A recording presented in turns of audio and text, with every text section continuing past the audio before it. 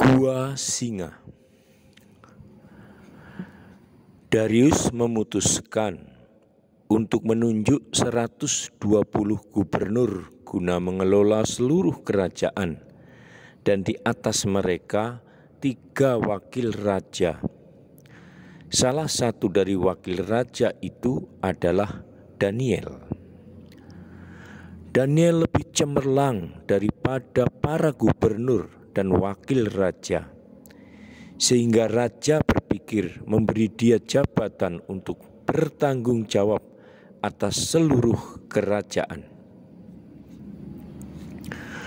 Maka para wakil raja dan para gubernur mencoba mencari beberapa kesalahan untuk melawan Daniel. Tetapi mereka tidak mendapat apa-apa karena ia orang yang jujur. Kemudian mereka berkata, "Kita tidak dapat menemukan sesuatu untuk mempersalahkan Daniel, kecuali kita dapat menemukan sesuatu dalam agamanya." Sesudah itu mereka bergegas pergi kepada raja dan berkata, "Raja Darius hiduplah selamanya. Semua pejabat kerajaan telah memutuskan suatu maklumat raja yang berisi, siapapun yang dalam 30 hari berdoa kepada dewa atau orang lain selain engkau sendiri harus dimasukkan ke dalam gua singa. Ya Raja, tanda tanganilah maklumat ini sehingga sebagai sebuah hukum bagi orang Media dan Parsi tidak dapat diubah." Lalu raja menandatangani maklumat itu. Segera setelah Daniel mengetahui bahwa maklumat itu telah ditandatangani, ia pergi ke rumahnya, di mana pada ruangan atas ada beberapa jendela yang menghadap ke Yerusalem. Disitulah 3 kali sehari ia berlutut memuji dan berdoa kepada Allahnya. Beberapa orang masuk dan menemukan Daniel sedang berdoa kepada Allahnya. Orang-orang itu pergi kepada raja dan mengingatkan dia akan hukum yang telah ditandatangani raja. Kemudian mereka menceritakan kepadanya bahwa Daniel telah melanggarnya. Raja menjadi bingung karena ia menyukai Daniel. Namun, menurut kebiasaan yang ada di kerajaannya, ia tidak dapat mengubah hukum yang telah ia tanda tangani. Atas perintah raja mereka menangkap Daniel dan memasukkannya ke gua singa.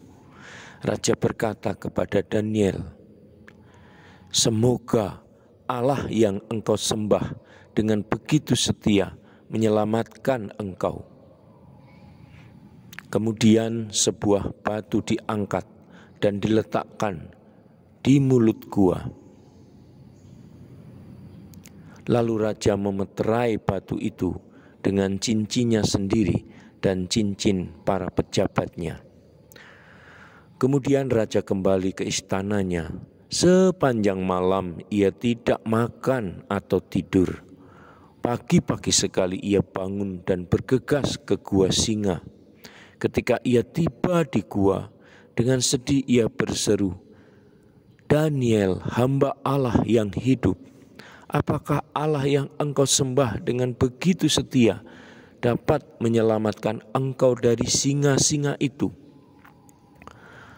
Mendengar itu Daniel menjawab, "Ya Raja, hiduplah selamanya.